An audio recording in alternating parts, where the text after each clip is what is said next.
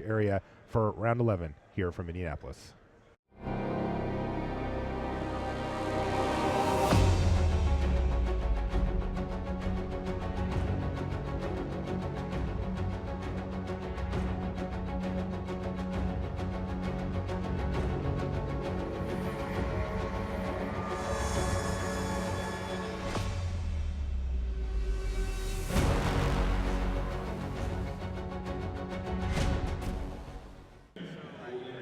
Hello and welcome to coverage of round number 11 here at Grand Prix Indianapolis. I'm Marshall Sutcliffe with Randy Bueller in the booth. And we've got, we've got our only actual full-on undefeated player left in the tournament. That's Luis Scott-Vargas on the right side of your screen there. Now, you see that Douglas Bauer, though, also has yet to pick up an actual match loss. Just the one draw. Yeah. Let's take a look at what he's on. Looks like green-white. There is Warden of the First Tree. Best aggro creature in the format, allegedly. Certainly the best one that doesn't go in the Tarka Red deck. Right. Yeah, and Douglas has piloted this thing to currently undefeated record, so impressive stuff from Doug. Oh, he's not green-white. He's Abzan. Finally, we see an Abzan deck. 4 copies of Anafen's of the Foremost. This is the fairly aggressive Abzan deck. 4 Wardens. I don't know if we're supposed to call it Abzan aggro these days. It just is the only Abzan deck. We don't really have quite the diversity of Abzan strategies we've seen in the past. Right. 4 Warden, Hangerbacks, 4 Anafenza is really the best creature. I feel like she's even better than the Siege Rhino nowadays. Jeez, really? Yes, stand by that claim. I mean, just her ability is so good at thwarting Hangerbacks, thwarting rally decks. That static ability just sitting there. It's really frustrating. I mean, it messes up delve strategies a little bit. All right, so this was kind of an interesting sequence here. Doug did decide to level up his Warden of the First Tree, and that was because Luis did not have access to red mana that would be untapped on his turn, so he knew he could get it up above any of the burn spell range that Luis will have access to. So he does go ahead and sink the mana in and hit for 3, but that does mean that Luis gets to search up all of his colors and hit a turn 3 Mantis Rida. This is where Dromoka's command can do some good work. One. Even Abzan Charm's reasonable here. Yeah.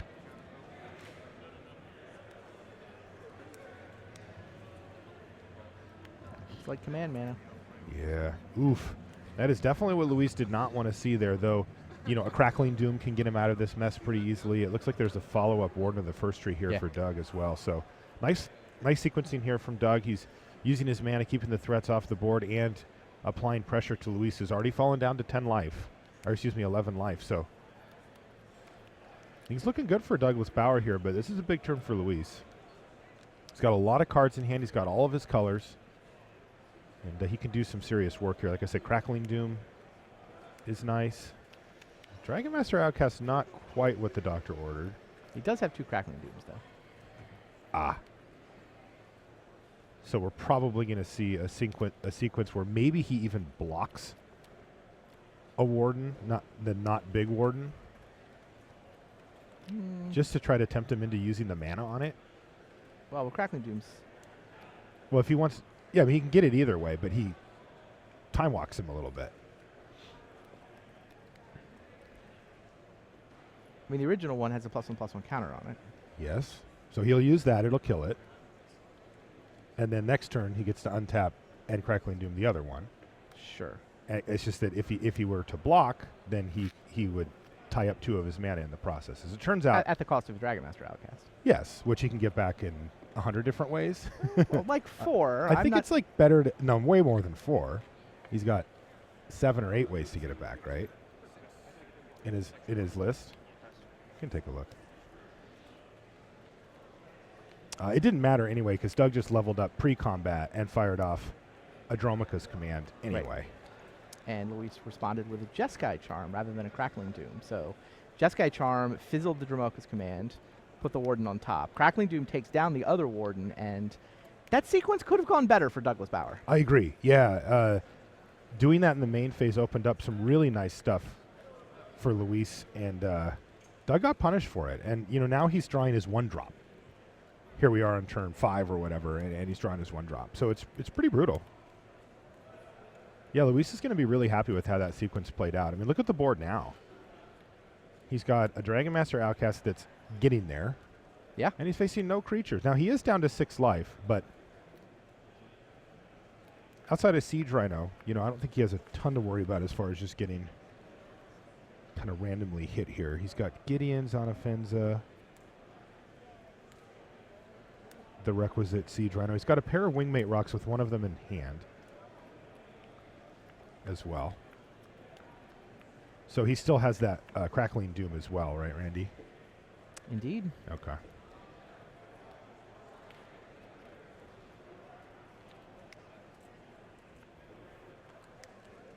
All right, there's Warden.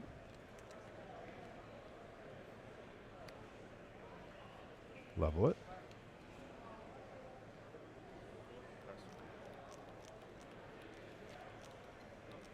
Huh.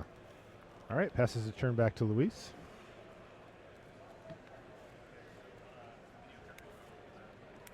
Oh, it's Tassiger.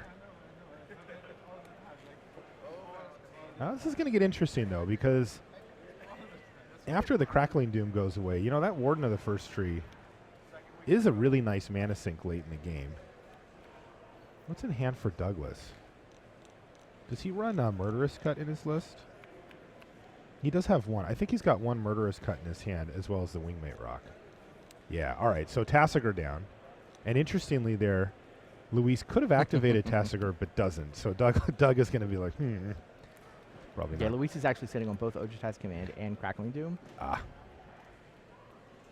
So he'll probably just be forced to crackle here. No, I mean, I think because he's got the Ojutai's Command and he can counter spell the Wingmate Rock. Or gain 4 life to get out of That's Siege just Rhino better. range. Yeah. Yeah, you're totally right. This gets both halves of the Wingmate Rock. Then he can also Crackling Doom the Warden later. Now, do you gain 4 life here or draw a card? That is an interesting question. Yeah, because being at 3 is super problematic. Being at 7? Yeah. Nice. Versus a deck with Siege Rhinos, I think you gain 4 life, which Yeah. is what Luis did. And he's going to main phase Crackling Doom for value, get in for a little damage here. And There's the 6th land. Dragons are about to start flowing. yeah, this is a big turn for Doug. He needs to get rid of that Outcast or do something really profound to the board, and I don't think he can. See, Hangerback Walker, and is that yet another Warden? Yeah. I mean, these are both fine threats, but they're way too slow. Especially when Douglas is also at 7. Right. Oh, here's a dragon. So dragons start flowing here as Doug is now completely out of cards. Aw, really? We're going to make Luis not use his Luis specially made token? I guess that was an elemental token, right? Yes. Not a like dragon. a young pyromancer thing or something. I think Yeah. so. So here's Jace Friend's Prodigy. I can't quite see how many cards Luis actually has in his yard. Remember, he did delve. Oh, he's got 4. Just perfect. So he can loot next turn and then flashback Crackling Doom if he wants. It kind of makes Doug's turn a little awkward. In the meantime, though, Doug's just going to die to dragons quite quickly here. Yeah, I mean, here's the dragon, and then that drops him to 2, where Jace can flip, flashback, Crackling Doom, ball game. Kill ya. Yeah, I think this game's just over. This game is just over. And Doug says, yeah, okay, I figured it out. And that will do it for game 1. So Douglas Bauer, good start, but Luis had that one turn where he just completely turned the tables on Doug, and Doug was never able to get back out of it. Let's jump over to our other match, Valentin Mackl versus Shaheen Soorani. Shaheen with a really solid 9-1 on day 1 with his Esper control deck. And, for people that watch a lot of Magic here on Twitch, you'll know Shaheen is a huge fan of Esper control. Basically whenever he can play it, and whenever he can play it is anytime there's a Magic tournament. He will adjust this deck however he sees fit and just run it.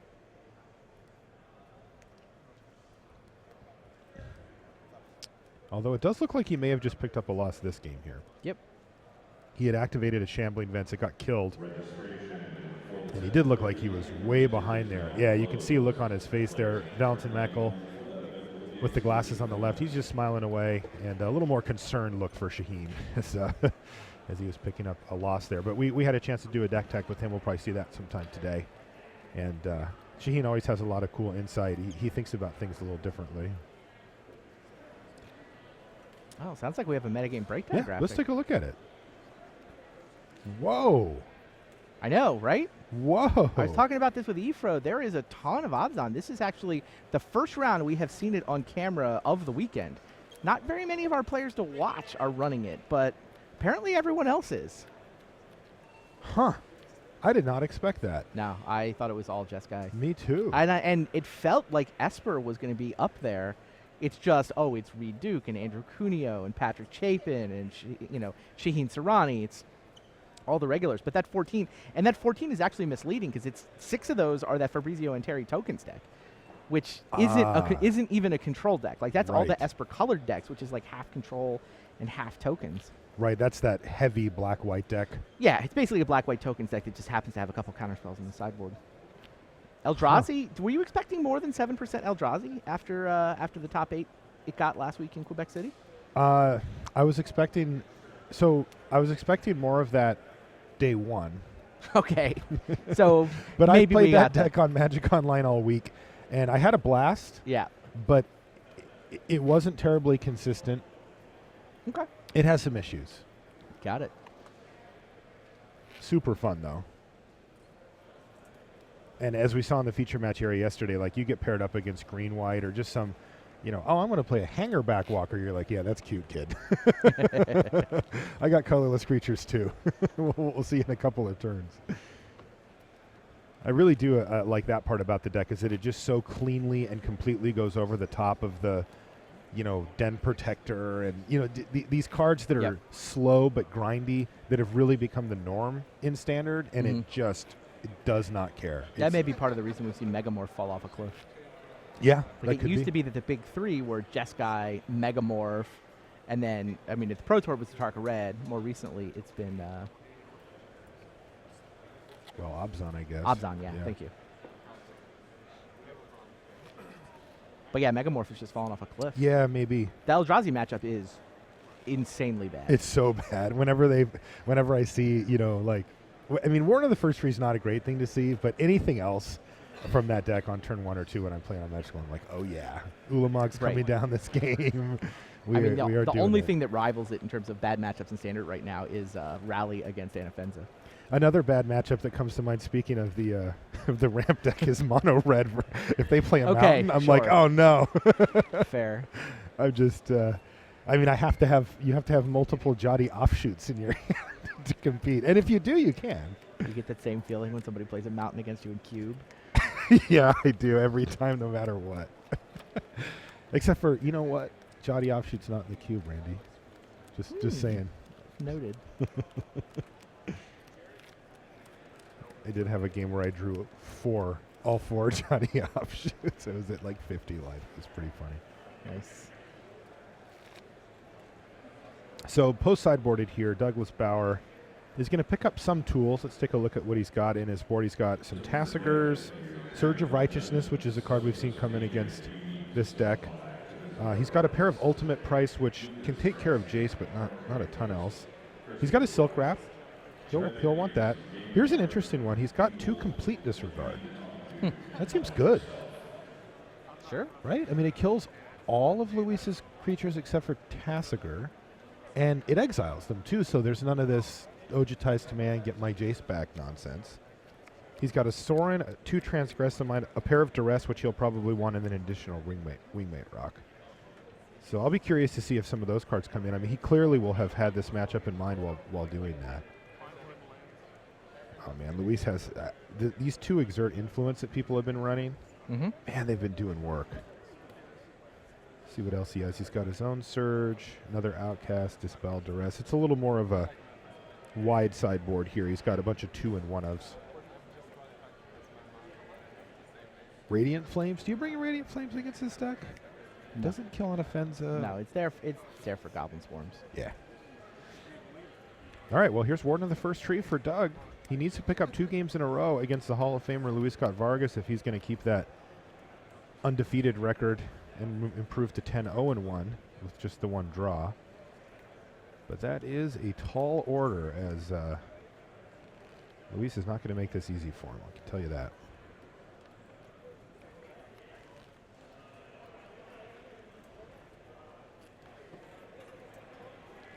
I'm assuming he's just going to level up and crunch for 3 here.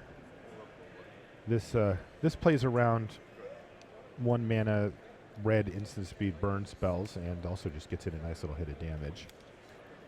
And Luis is going to say, I'm going to go search up whatever planes and play Jace Vryn's Prodigy. So pretty ideal starts from both players. The 1 drop that Doug wants to see on turn 1 the most, and Luis's ideal turn 2 play here with Jace. I like this. I like it when both decks get to do what they want to do. And yeah, this stays ideal here for Bauer. Though with a red mana source here from Luis, if he's going to go get a mountain, he will have access to either Mantis Rider or, I think even better here, would be Crackling Doom.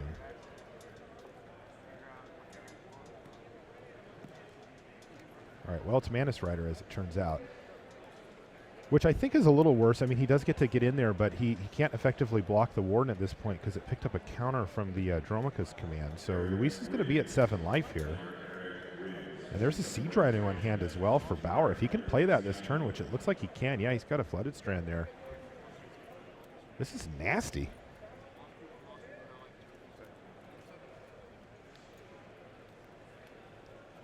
Drop down to 7. Now drop down to 4, Luis.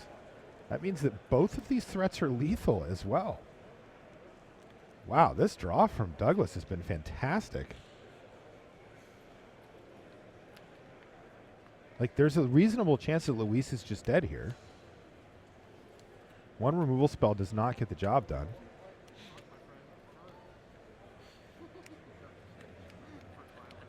Ojutai's command puts him up to 8, which would mean that he'd need to chump block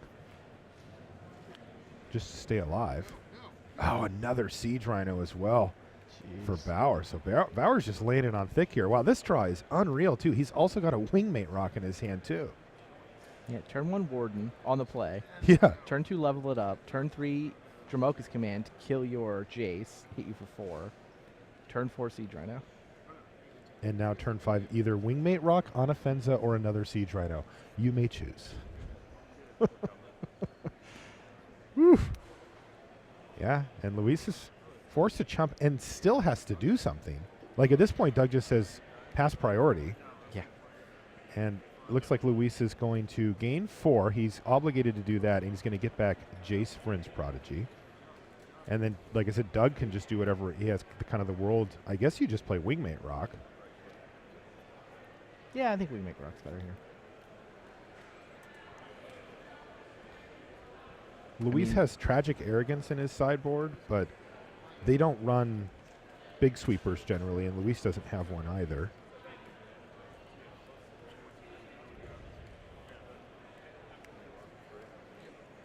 This also means that Exert Influence is pretty tough, and let's see what Luis has here.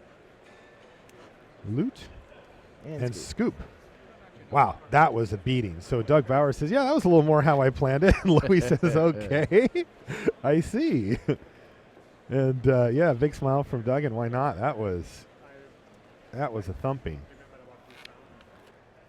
But it means we get to see a game 3 on that. Let's check it in our back match. We have Valentin Mackl from Austria. He's played against Shaheen Soorani. This is game 2. Mackl did pick up game 1. Pretty sure that Fathom Feeder's only a 1 of in Shaheen's list. Somehow he always seems to have it. Every time we check in on him. I guess there's one in the sideboard too.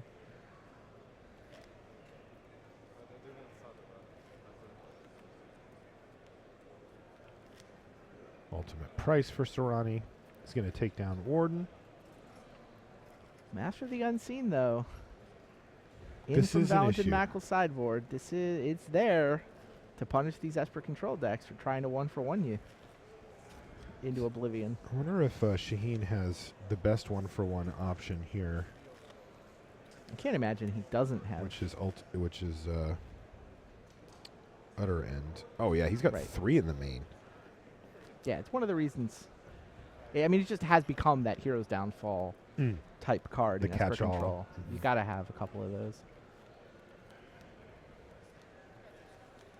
Now, Shaheen actually runs Ruinous Path, doesn't he? I was going to say, not many of these Esper lists run Ruinous Path. Yeah, he's actually got 3 in the Yeah. main deck. He's the only one I've seen who seems to still like that card. Wow, so 3 utter end, 3 Ruinous Path for Soorani. But this is a cool interaction that he's got here. Ojutai's Command getting back Fathom Feeder, which he can then activate, trade off. He's just going to trade it off for one of the manifests, it looks like. I mean, it's cute. It's not going to deal with Mastery of the Unseen. No. It's going to But you slow know it what? down mildly. Dig is going to find him something, I bet. He's got a lot of outs in the deck.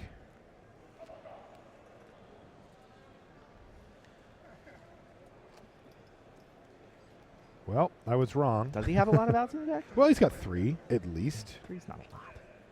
I feel like 3's a lot when you're looking at cards in 7 chunks of 7. But he didn't find it. He did find a Languish, which should buy him some time. He's at a reasonable 13 life.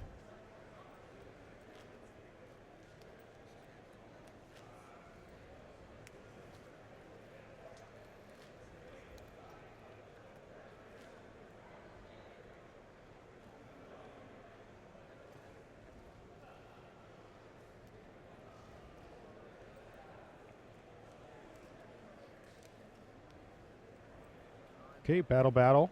Soorani's going to drop down to 9. Okay, now he's going to find one, Randy.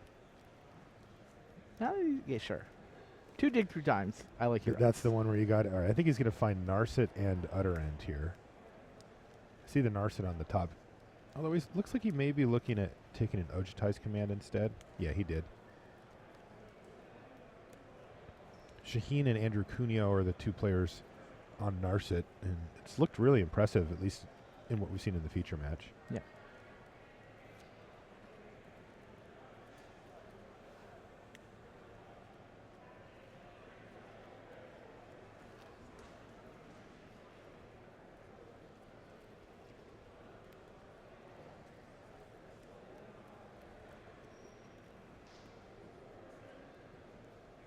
I'm a little bit surprised he let him untap there. Yeah, I am too. Oh, he must have that Languish in his hand still. So he goes for it I on see. end step and Sure. kind of dares him to do another. Sure. Okay, let's jump over to the to our main match. I want to get game 3 of Douglas Bauer versus Luis Scott-Vargas Yep. here. We've had 2 really good games. The first game was kind of a seesaw, just one way, and then Luis ended up finishing. And the first one was all Doug Bauer. And Luis is going to have great mana in a turn or 2 here. 2 Mystic Monasteries means a little bit of a slow start for him, but now he's charged up. Attack in the main phase means no Mana Strider here for Luis.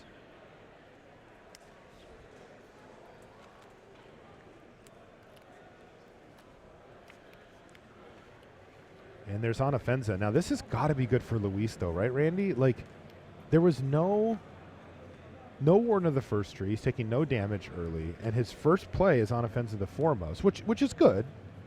But like, Luis could have taken a couple of hits already from a Warden. Like how it went in game 1 and 2, for example. I think he can deal with individual kind of big threats like this pretty efficiently. Crackling Doom, Jeskai Charm are effective against cards like Anafenza, and with his life total all the way up at 18 and no big pressure on it after a slowish start. I mean, Luis's first 3 turns were not super productive, right? Tap land, 1 drop, land go, and now he's played a land and shipped the turn back again here. I mean, both players had slow starts. Yeah. I Douglas think that favors Luis. I mean, Douglas's turn 3 was better than Luis's. Depends whether Luis actually does have an answer to Anafenza in his hand. I have to figure that he does. Wow, he just took 4. There What is aren't going that. I on mean, here? what are the answers? There's Crackling Doom. Crackling Doom, Jeskai Charm gets it out of the way. Well, it's not an answer. I mean, It's a tempo play. However you want to define it. Well, no, but I mean, Jeskai Charm's a tempo play, and Luis is behind on tempo, so it doesn't actually help. I mean, it's a card. It's a 1-for-1 on cards, too. But then your opponent's drawing an Anafenza. Yeah. All right, so he's going to use it right now to put it on top, and that gets Transgress the Mind is what is going to take no, not Tassiger. It's going to take Ojutai's command here. Now, you got to figure that Doug can take care of that Dragon Master Outcast if he feels like he needs to, right? Let's look at his hand. He's got Abzan Charm. I saw a Siege Rhino, Dromoka's Command, and maybe a cut there as well. No, he's got the complete disregard. So yeah, he can kill it if he needs to. Does he have? Is that a Shambling Vents behind that Plains? Yeah, so he's got all his colors too. Oh, of course he does. He played Anafenza. There's land number 5 for Scott-Vargas, who's going to play Tassiger here.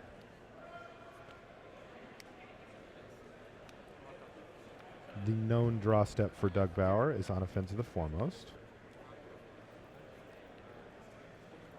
Abzan Charm's going to dispatch Tassiger. Yeah. Yeah, first things first. But if Luis hits a land here, then all of a sudden Doug is now going to have to use complete disregard to take down the the Dragon Master Outcast. This is big trouble for Doug Bauer here. Indeed. Oh, land number 6 into second Dragon Master Outcast is brutal. Yeah, the fact that Douglas has been stuck on 3 land is not helping him. It is killing him. He's got multiple Dromoka's commands in his hand and just hasn't been able to deploy them. Right. The tempo from the Jeskai Charm worked out really well for Luis. Yeah, you know, he ended up bricking a potential land draw from him there as well. And yeah, complete disregard. He just has to suck it up here, but he's just going to fall so far behind. These dragons are so much bigger than what Bauer's dealing with, and the fact that he's stuck on 3 mana just means that he can't go like Siege Rhino plus Dromoka's Command in the same turn. Oh! That was an ultimate price off the top. That means he can take out the Outcast and only have to deal with 1 dragon, which maybe he can?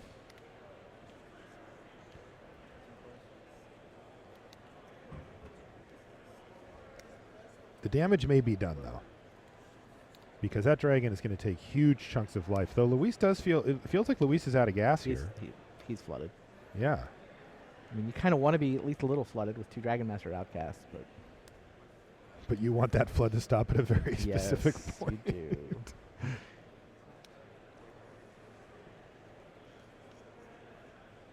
Maybe.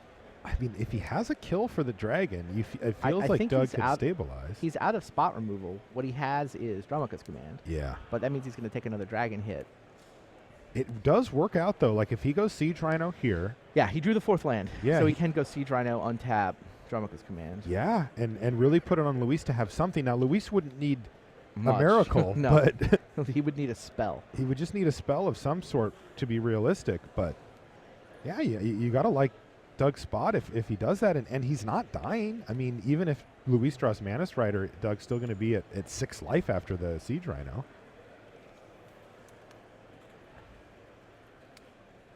Uh-oh. Duress. Well, Wow. Duress go? What? Wow. Oh, no. That had to be too conservative for Doug there. Yep. Like, I can understand the instinct because he knows that the Siege Rhino needs to resolve. Of course he's got it. Yeah, and Luis is looking at his card, and he's, he's scary. But I think he just needs to take the risk on running the Rhino out there. And now it's roast for Scott-Vargas, which is huge because it takes Dromoka's Command offline, which Luis drew. We saw his land in hand from the Duress. Yeah, I mean, I don't know if the roast was immediate draw step or the one after that, but it's possible that Douglas gave Luis the draw step he needed for the roast. I mean, he just had 1 draw step there, right? No, it was Duress, draw a card, Rhino, draw a card. Oh, yeah, right. Still, I mean, if the roast was the second one, then Douglas gave him the draw step with that Duress line. Yeah.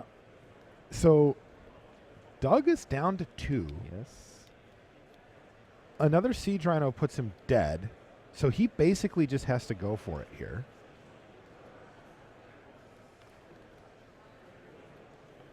Can he kill the last Is that dragon? a Silk Wrap in his hand now? I think so. Well, that's business. Attack.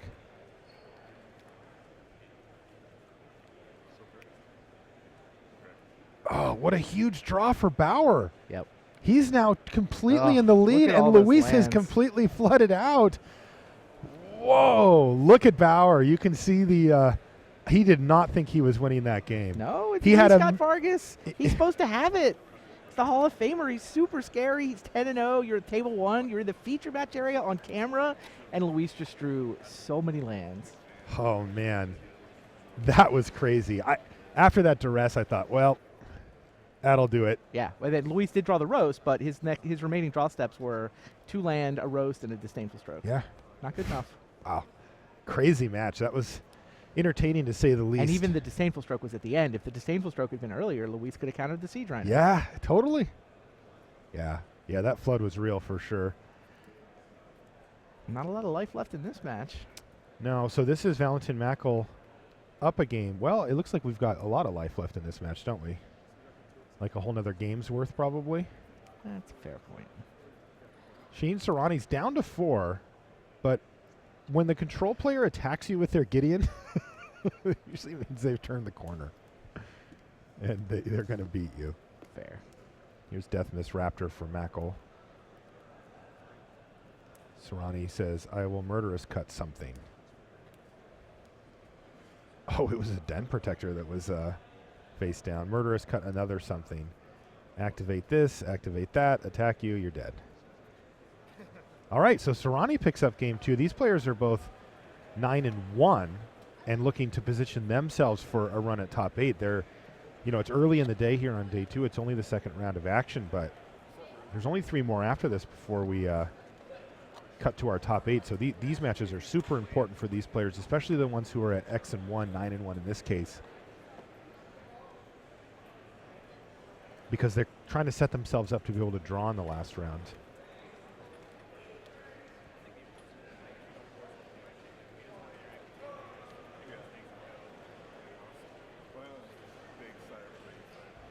So players are going to consult their sideboards here.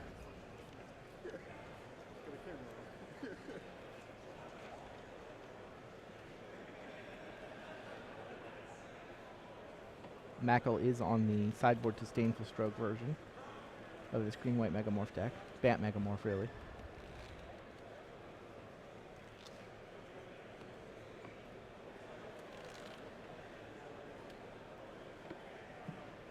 Yeah, he's on 3 Knight of the White Orchid as well. This is pretty much the list Brad Nelson has been championing in recent weeks. Recent week. Found it last weekend, basically. Brad Nelson did not go to Grand Prix Quebec City. It's unusual for Brad to skip a standard GP, but didn't have a deck he believed in. Finally found a deck that he liked, Friday night, Saturday morning, just in time to run the Magic Online Championships, monthly championships. Went undefeated into the top 4 with that deck there. Said if he'd booked a ticket to the Grand Prix, though, he wouldn't have had the time to find the deck because he would have been traveling. So. There's pretty tight tolerances there with his schedule. The life of a grinder.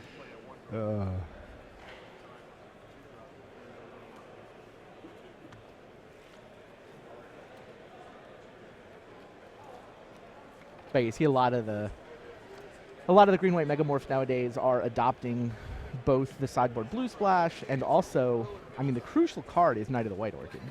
Knight of the White Orchid, which just means when you're on the draw, you're not really on the draw less anymore. on the draw, yeah. You get to 5 mana before they do.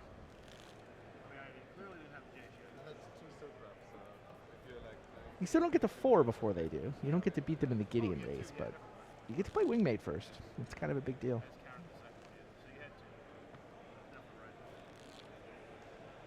And, of course, fixes your mana. Since Knight of the White Orchid gets a plains, not a basic plains.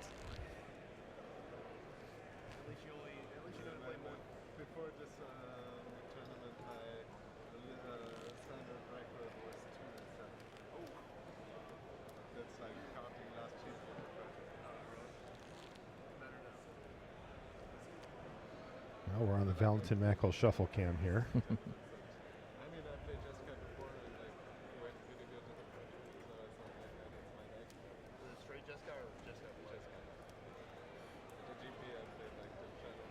Pretty curious to see how this this game 3 goes between these two guys.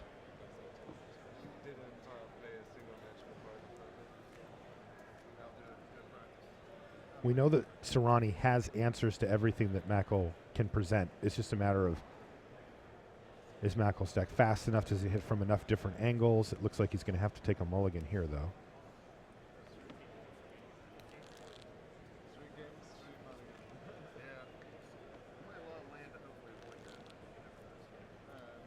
Have you ever seen somebody shuffle like that, Randy? Have you seen what he does? Look, in the corner. Just the corner, and then he does the bridge. It's a little odd. I've never seen that one. Probably the only person in the world who cares, because I watch people shuffle so much in the booth. You know, Spend a lot of time identifying players by their wrists. I can do that too. We should have a fight. We should have a, no graphics. Just watch somebody shuffle and see how many we can get.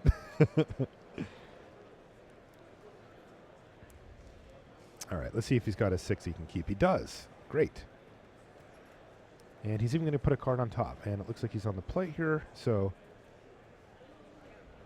what do you have for us, Valentin Mackl? Nothing so far. Shaheen set up for turn 2 Jace. I hear that's good. Confirmed. Looks like he's just going to go with the plains off the flooded strand here and make a hangerback walker with a counter on it.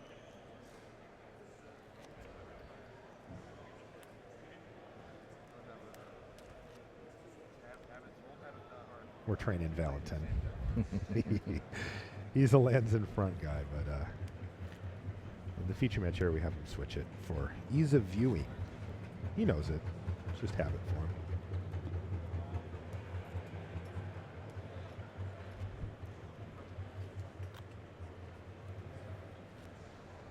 All right. Is he mixing Zendikar lands with unhinged lands? Confirmed. Seems like you're supposed to go one way or the other. aren't Yeah. you? Yeah, it does. I do find that interesting too, because Valentin, he's got high taste in Magic cards. I'll say that. he rolls with a lot of shiny cards, no doubt about it. Shaheen's gone with Bucket Island. The correct choice, if you're going to go Zendikar lands. Yeah.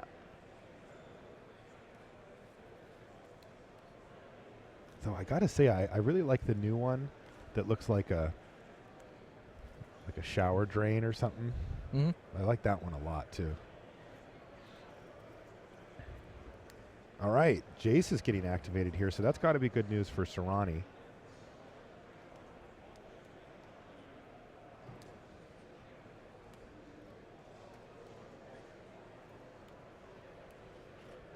Now, this Knight of the White Orchid's not getting value here as he's on the play this game.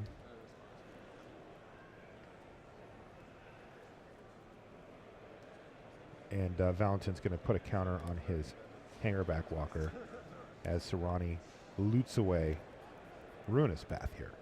Valentin's also going to put an expedition into play. Canopy Vista. Don't miss the important part. Yeah.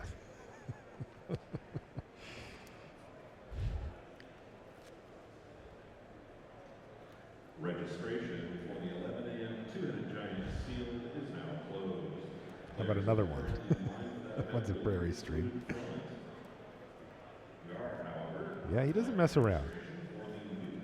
That's why I'm surprised at the mix. Yeah. Zendikar and Unhinged. Yeah, we may need to get him in the booth for Asking intense about questioning. Stop him at the border. Figure out what's going on here. All right, so Gideon, ally of Zendikar, went on the stack for Mackl, but Shaheen Soorani snapped it off with Scatter to the Winds, which does put his 4th card in the graveyard as he untaps his Jace Friends Prodigy. And this is not good news for Mackl. Jace is going to get active here. He's going to transform. And that is just going to be a mess for Mackl here, especially because, I mean, Soorani can have, like, if he wants, there goes planar outburst, by the way. He can play a land. He can just exile the Walker and shrink down the Knight of the White Orchid here. No need to do it on his main phase, but he's going to have that capability to utter end the hangerback Walker. He decides he doesn't need to. It's only a 2/2 on the board. But he's got the choice if he wants. There's Death Mist Raptor. That's going to be face up. And this looks like it's going to get Ojutai's commanded, draw a card. So we call that the dismiss mode. For those who've been playing for a while, there's a card that Counter target spell. is Draw a that. card. Yeah. Great card.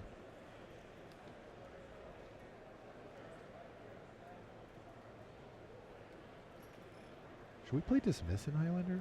I do. You do? Hell yeah. Is it good? Yes. Oh, I want one now. All right, here's Despise now for Soorani, who's going to take away Nissa and leave Mackl with just Wingmate Rock. I understand my Highlander deck started with like every card I played in my control decks in the 90s. You know, I got that vibe. That's where I started. There haven't been any good counterspells printed since then, but that's okay.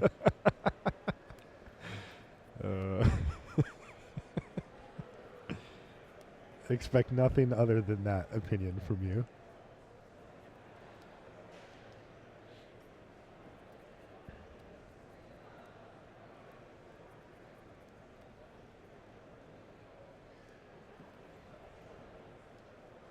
All right, so dig through time for Soorani. And he's just sort of content to keep setting things up here. The Hangerback Walker, you know, it gets a ton of respect in Standard, and rightfully so. But when it looks like this, it's a 2/2. It's a 2/2 creature. Soorani just doesn't have to care about it as it sits. Well, I mean, it's You the know, card is warping every single deck in the format. Mhm. People are playing Silk Wrap. People are playing lots and lots of main deck utter ends. yeah. So given that the card has warped all the decks, I mean, Shaheen's got a grip full of cards that can deal with the Hangerback. Yeah. It's like you have to go get very specific answers in order to not get wrecked by the card. But Shaheen's done that, so he's able to ignore it for a couple of turns. But I think the thing that's interesting about it to me is that he's got it in the spot where, like, what if I told you it was a Grizzly Bears? You just ignore it. You're a control player. You don't care about a 2/2. Like, you'll kill it at some point. Right. Now, you're right. He does need to have the right answer for it, or else he's going to have two answers for it. But unless Mackl wants to commit to charging it up further and not pressuring Jace directly, then Shaheen seems pretty content to just ignore it for the time being. Now, this board's starting to get a little hectic, though. And Shaheen is going to have to do something here.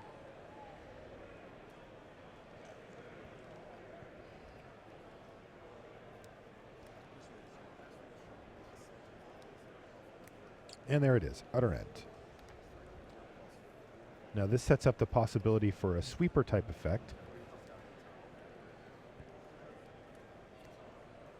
A Languish would do quite nicely here, for example.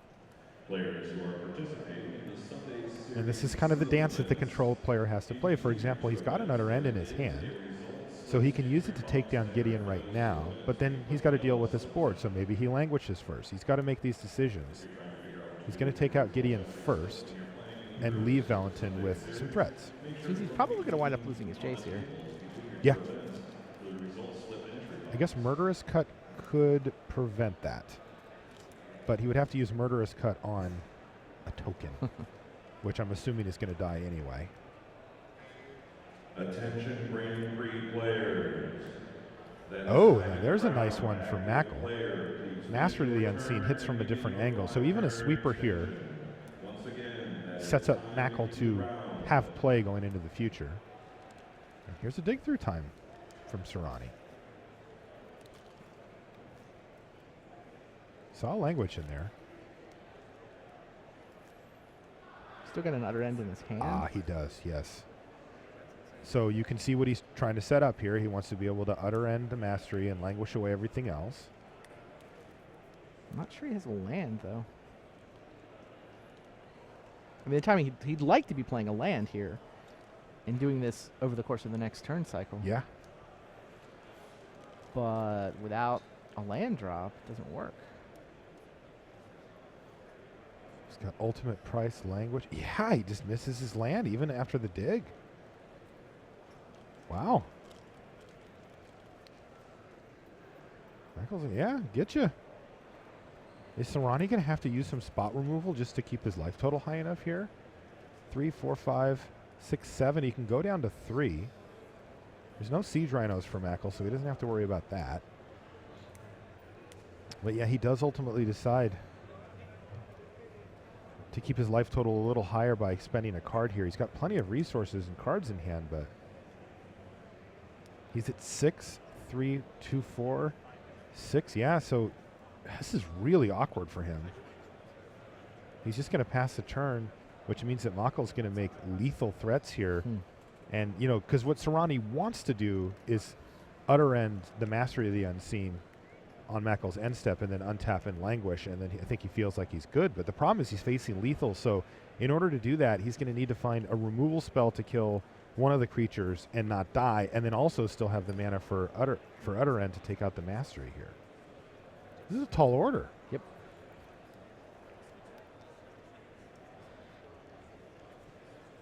With the fetch land, he'd go down to 5. This would give him enough if it's Murderous Cut, thanks to the fact that the fetch put a card in a graveyard. He could wipe out his yard, Murderous Cut a creature, and still have utter end mana up for the Mastery. Oh, he does have Murderous Cut. Yeah, that's big. He murdered an expedition. So now he's down to 1. End step, utter end this. Disdainful Stroke. Huge play for Mackl. Although it does mean that he doesn't get to activate his Mastery. So Shaheen Soorani gets to sweep the board, follows up with the Jace, and he's going to get a 1-turn window here. Wow, this has been a super close game. Shaheen just fighting and fighting to try to stabilize the board, but Mackl hitting from just enough angles to keep him off balance. He's got a Gideon in his hand, and he's got a Jace that doesn't get to flip quite yet. But when it does, it'll be a big deal because he can get back the utter end. And here goes Mackl. Oh, man, this has been sweet. Shaheen Soorani's at 1 life. And Soorani's pretty happy to just trade off for that manifest. He's going to loot away a second copy of Gideon, find a land, loot. This is going to get him utter end if he wants it. Now, I saw that he had one of those Fathom feeders in his hand as well, which should be good. Oh, another Disdainful Stroke for Mackl, though. And with the mana left over to activate the Mastery. Yes. Now, remember, Shaheen still gets to make a knight, so he's not dead here. But that, wow, those 2 Disdainful Strokes were brutal. You can see why. Remember, this is a green-white deck. Yeah. He brings those in, and wow, they've been great for him. Does he have 8 mana now? He's got 7.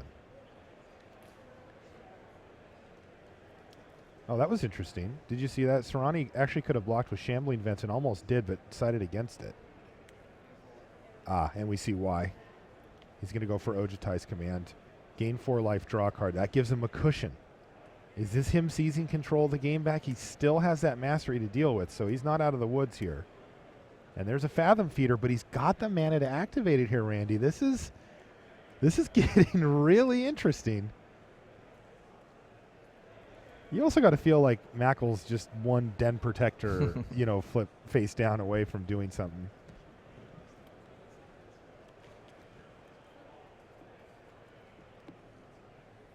Shaheen back up to 5 is a big game here, too.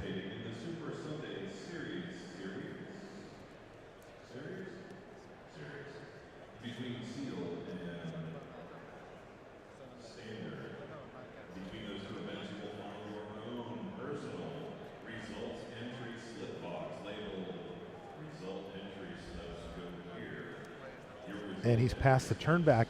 End step, Shaheen is going to activate Fathom Feeder, which is going to get him a card and exile 1.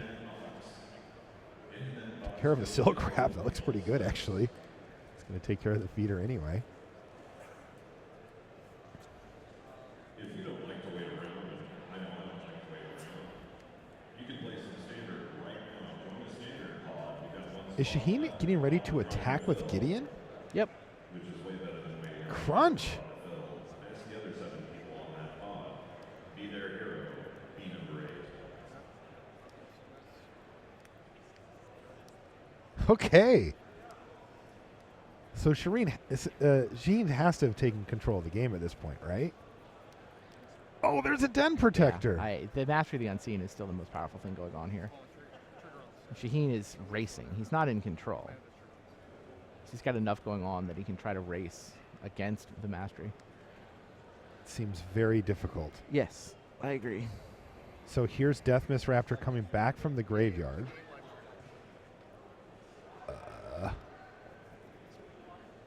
Shaheen attacked with Gideon last turn. He shrunk down the Knight of the White Orchid.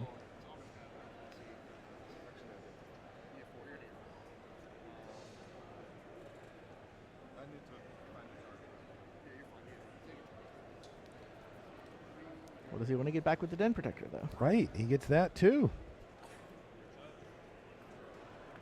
Shaheen's hand looks like it's Ultimate Price and Languish. Disdainful Stroke has to be a little tempting for Valentin, but he's going to go Gideon. Wants to have another threat capable of spitting out a stream of creatures. Yeah, maybe Gideon Emblem gets him somewhere here. We're having quite a conversation here on end step. All right, so Shaheen is going to use his Ultimate Price to take down the Den Protector immediately.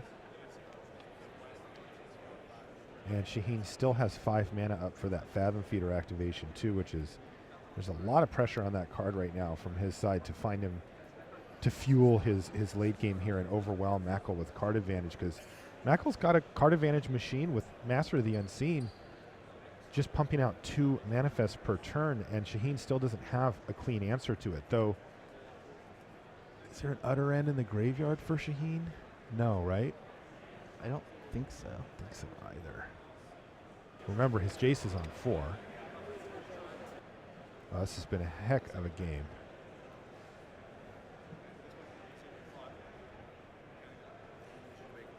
Let's not forget Shambling Vents down there as well for Soorani, which can change the race math.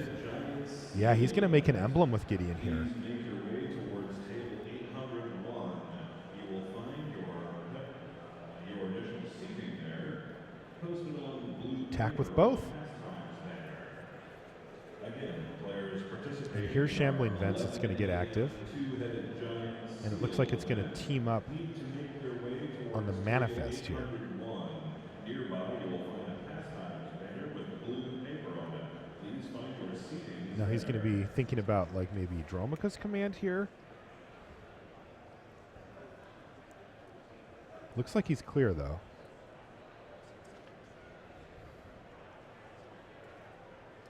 He's also, he can tap the Shambling Vents post blocks to activate the Fathom Feeder.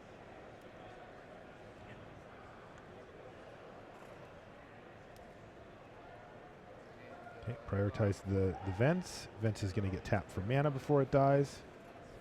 And Fathom Feeder is going to get activated. Draw a card, exile a card. Couldn't quite see what he exiles. Fathom Feeder can't keep up with Master of the Unseen, can it? Not double. Maybe 1. Maybe if he only had 4 mana, but at 8 mana, no way. It's got to be way too slow. Now, if it finds him an answer for it, then he can wrestle control back, but he needs to get rid of that Mastery of the Unseen soon. I see a dice appear at the bottom of the screen. Are we in extra turns?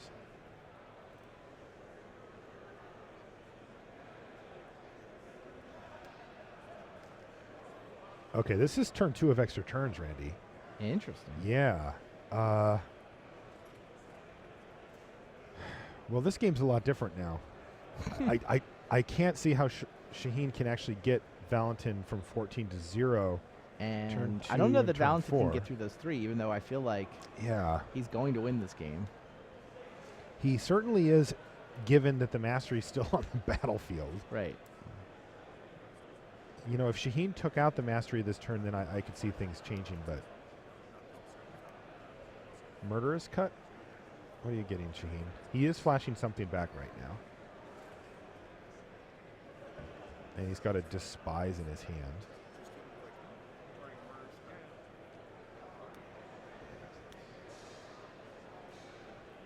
Languish.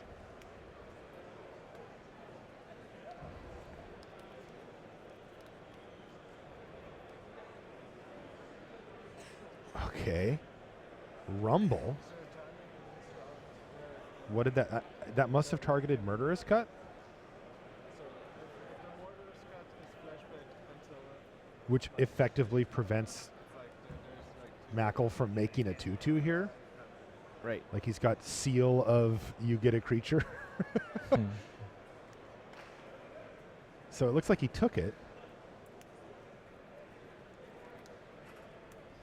And he's going to Despise. Wingmate Rock and Nissa. Well, it's a hit. Get rid of Nissa. Pass a turn. He is going to make one, and immediately it's going to get Murderous Cut. So that was Shaheen just planning on blanking that next activation, trying to keep himself alive. This is turn 3 of extra turns. And Mackl just passes a turn back. This is turn 4. Shaheen's last attack.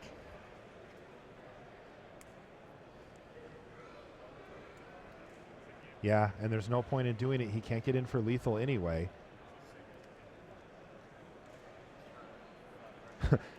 I don't know what Shaheen has left in his hand, but this could just be one of those guessing games. Like, Mackl might just be like, attack with both. You block one of them, and if the other one's bigger, he just guesses the one on the right. Looks like a draw. It looks like it was going to be a draw. Maybe Valentin they're having a was little gonna chat win about next it. turn. Oh, the emblem's lethal. The emblem's What? lethal, and that's it. Did Shaheen forget about the Yeah, emblem and he lose the did. match? Yeah. He just took 3.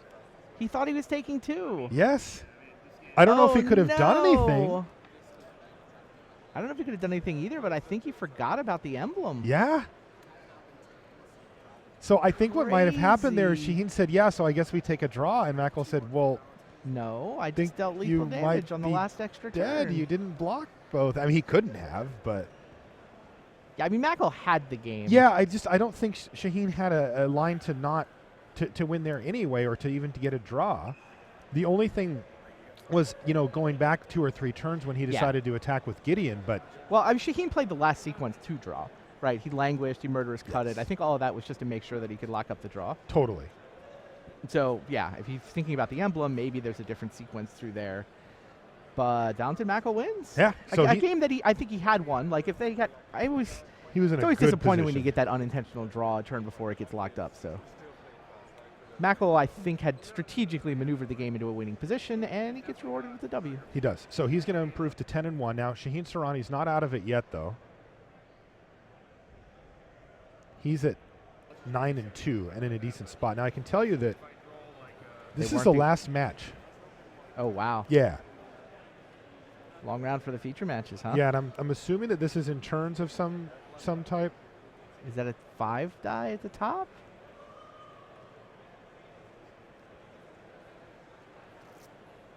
They're not in turns, right? 1-1. I do see a 5 up there. BBD's on Megamorph. Demars is on Rally. Okay, this match apparently has 1 minute to go. Oh, Randy. they had an extension. Yeah. It's a pretty good board for BBD. But how's the graveyard for the Rally player, right? Yeah, that is always the It important looks like part. there's some cards turned sideways, like some rallies have happened, some cards have gotten exiled. Yeah, but and I see I see a Visionary, a Husk, I see a couple of Catacomb Sifters, and then there's some few cards that we Oh, can't quite here see comes underneath Rally, it. so we're Oh, going to let's get to find see out. it all. Rally the Ancestors Right. with an Antuco Husk in the Oh graveyard my and a Harris goodness. Cutthroat, 2 Catacomb Sifters. I guess he had some stuff. Yeah, this Okay. is great for Brian Demars. So we get to see the Rally deck do what it's supposed to do. Those 4 creatures can all die and turn into cards plus drains for 1. Only 1 Zulaport Cutthroat at this point. So BBD was turn 0. So this is turn 1. Okay. Or I think it is. What phase are we in right now? This could still be BBD's turn. I don't know. Yeah, it could be. I don't know what phase we're in. This is crazy. Look at BBD's side of the board. Right. He's got 2 Sifters. knights. He's got a warden on 2nd level. He's got a wingmate rock, a morph, a Gideon that's active, and an emblem. And he somehow just like isn't winning this game. I have to figure that Brian finds a win with this rally.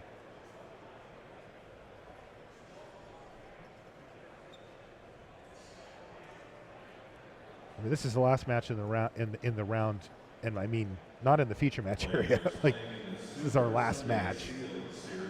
All right. Sidisi's Faithful exploits itself. That gets him a draw off the Harrispecs, right? Did he remember to draw off the Harrispecs? Did not see him. I didn't see him draw either. There could be other trigger things resolving. Well, he resolved both the Catacomb Sifters. And He already put the did. Scions into play. Okay. Ah. Oh no, he's resolving Scries. Maybe he's doing this first. Is that how it works? There we go. Yeah. Yeah. Okay. Oh, there's 4 things that trigger every time Yeah. a creature dies. And he's so actually got them lined up for us there too. Right. Thank you, Brian. he's being very precise about that, which is great. Puts a 2nd Husk into the graveyard. Okay, so that was his main phase. He discarded Nantuko Husk on his end step. To hand size. To hand Okay. size. But it looks like he's just not in a position to get 15 through here. And now it looks like Brian's turn was turn 0. BBD is now on turn 1. Okay.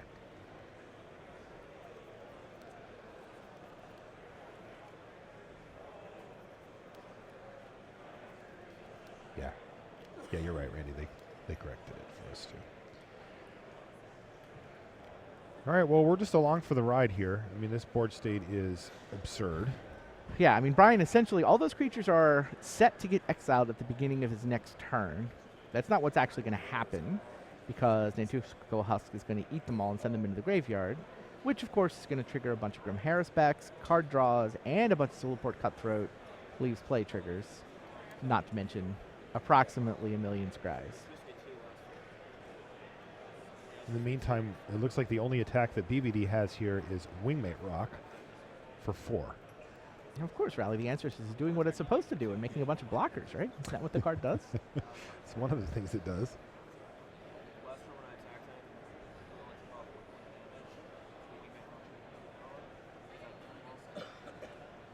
This rally deck is very difficult to play. I mean, we've seen hardened GP veterans like Pascal Maynard and Brian Demars, kind of piece their way through this thing.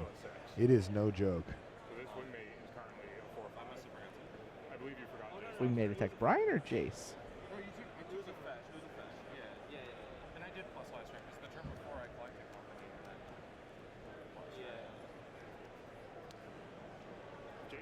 Okay, it looks like they may be discussing how big that Wingmate Rock is, because there is a Jace Jace on the shrank other it. side. Yeah, maybe Jace had shrunk it down and then the emblem pumped it up.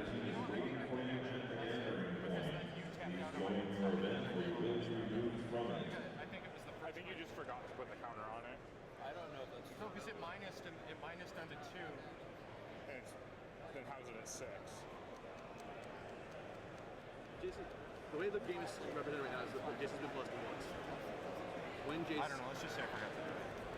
Because the turn that I had pointed out that I had missed your draw I'm step so was when. beyond tilted at this point with people like pointing at things and me missing things, and it's just whatever. I don't care. I don't remember him plus the Jace last turn, but I don't remember. Right. I think he just did use the ability. Fine. Fine. Just All right, forgot. so we just listened in for a moment there. You guys could hear that it got a little hectic down there as far as figuring out exactly what had The happened. consensus seems to be that Brian just plain forgot to activate his Jace. I mean, there's a lot of triggers in this deck, and Brian has apparently been missing a frustratingly high number of them. sort of tilting himself a little bit.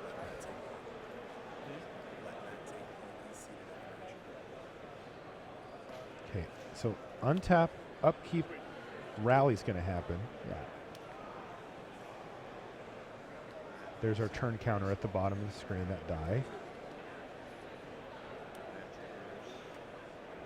These are the only things that trigger, and I'm just going to do them in this order. All right. 4 triggers because a creature died.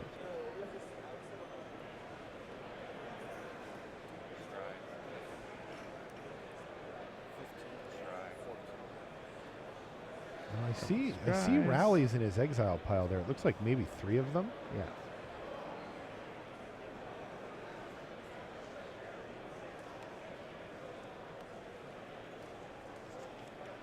See how many he's got here. He's got all of them.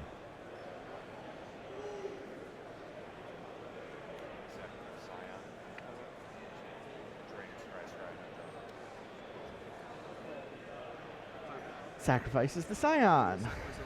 4 triggers. Drain, a couple of scries, and a card. We need. This isn't lethal on the spot. Brian's going to need more. I saw that he has a collected company in his hand. I don't know that that's enough. Don't either. Drives that one to the top, and then draws it with Harrispex. So BBD's at 14. There's 4, 5, 6 creatures on the battlefield right now for Brian. Excuse me, for Demars. Which puts him down to 8 if everything goes away. Oh, he's found something he wants. Token, this says non-token. Yeah, let's not forget the Harrispex is here. So it's looking extra cards. So we need to randomize the top portion of the deck. We know we've tried. Oh, I've seen 6. You've seen 6. Okay, that's it. So peel off the bottom 6 orders. wow! His scry gets undone because he forgot to draw the card with Harrispex. Well, the good part of his scry does. The stuff Right. on the bottom stays, which is fine. Back on the bottom. There. Maybe we're very careful going forward with all these triggers that we have going on. Alright, so we're in a clear stack now. That is minus We're not in a clear stack. There's still a rally trigger on the bottom of the stack. Process the last trigger that wasn't there. I'll sacrifice this single. Yeah, if he. So now he has to repeat this to try to find that rally again? Yeah. What a crazy deck.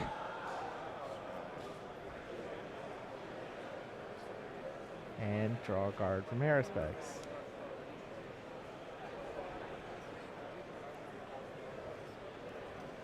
Judge William Terry. Judge William Terry to the main event. 4 sacrifices. It's got to be in there somewhere.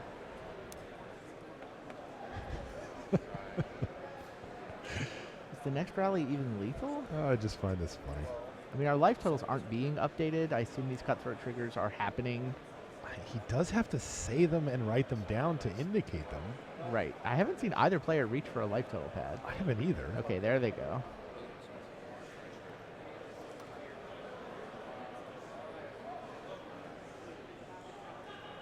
Bottom, bottom, bottom, bottom. He's got about 11 cards on the bottom of his library that he knows. His library is not that big at this point.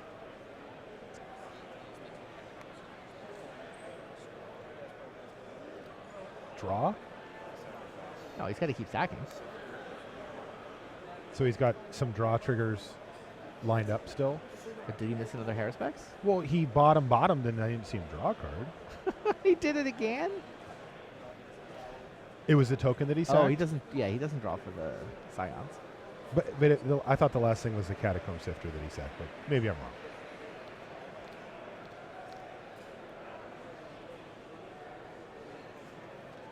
Yeah, this deck is incredibly difficult to play. It's a lot easier on Magic Online. True. I Where you mean, get it visual looks- representations of all It the looks things. crazy complicated, but really it's just like helping you parse. It is that crazy complicated in paper too. You just can't see it all.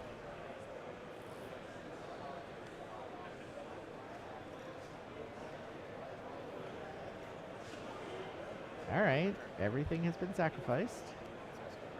Harrispex gets exiled. Oops. I don't know. I mean, I think he chose to draw a card with the husk rather than sack the Harrispex. Fair. Like if he eats the Harrispex, he gets one fewer card draw. And then he had his natural card draw for the turn there. So now we're in Demars' main phase. Giant grip of cards.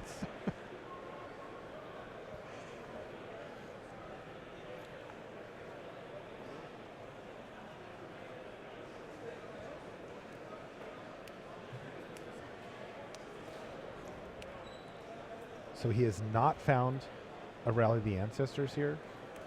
At least a couple of them exiled. I mean, he did find. He scried to the top that one time, and then just didn't draw it. I think he may have missed a couple of the triggers because BBD's at 11. But I think he was going to be at 8. Okay, well, let's see if he can get something going here. Demars is at 18 life, and he's facing down a huge board. BBD's kind of been in, oh, what should I do next week? Yeah. Gotta make sure I get the groceries done when I get I mean, home. make him go through the motions, Oh, yeah. especially given how many triggers Demars has been missing.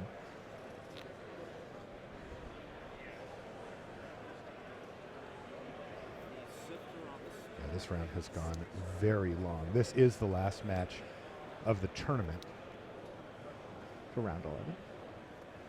for round 11. So Brian came up with Zulport Cutthroat, which is the kill card with the rally combo. But he's already gone through a couple of rallies. And now BBD's doing I stuff. think he's going to fight something here with the Dromicus command. Oh, yeah. this is with the Catacomb Sifter either on the stack or the Scion trigger on the stack? +1/+1 counter on first tree. And rock fights Zulport. Get rid of the Zulport Cutthroat right now.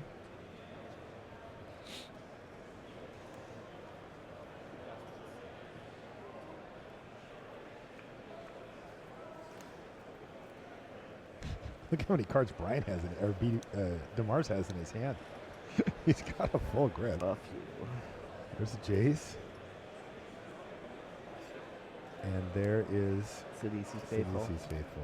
He's kind of shortcutting that he's going to use the exploit trigger to have it sacrifice itself and bounce Wingmate Rock, since that's the thing BBD can attack with.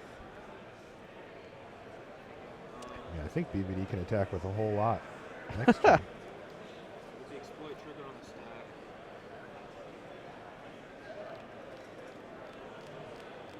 I don't know what he can do about Sidisi's Faithful. Bouncing his Wingmate Rock, though, that seems like a thing that's just going to happen. Looks like he may have another Dromicus command here. Sure. Oh, we can deny Demars a scry by killing Catacomb Sifter. With the exploit trigger on the stack. Put a +1/+1 counter on the other warden in the first tree.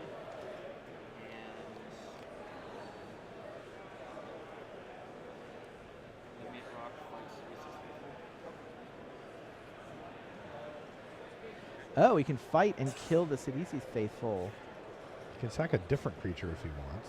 Yeah, but then the Sidisi's Faithful's not there to see the exploit trigger. Right, of course. Right. It doesn't. The bounce doesn't trigger if you kill the Faithful's response. This is just limited tech from. Yeah, it is. Last I year. remember now. It's all coming back. So Brian defends his Wingmate Rock by killing the Faithful. It will not trigger What are you doing? What was that? He's sacking a creature to the exploit trigger. exploit as you may He just sacked a creature to exploit and for no value creature. because the Oops. Faithful isn't there to see the trigger. Oh, no. And he's scrying because the Faithful died. He did sack the... Oh, and the Scion. Yeah. I think he actually missed the scry on the Faithful. He did.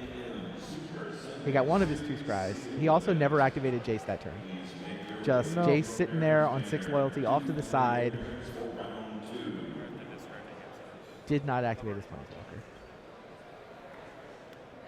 This should be turn 4, I do believe. And yeah, let's not Well, he forget. gets some, yeah, and discard stuff on his end. Get a so. little cleanup going here.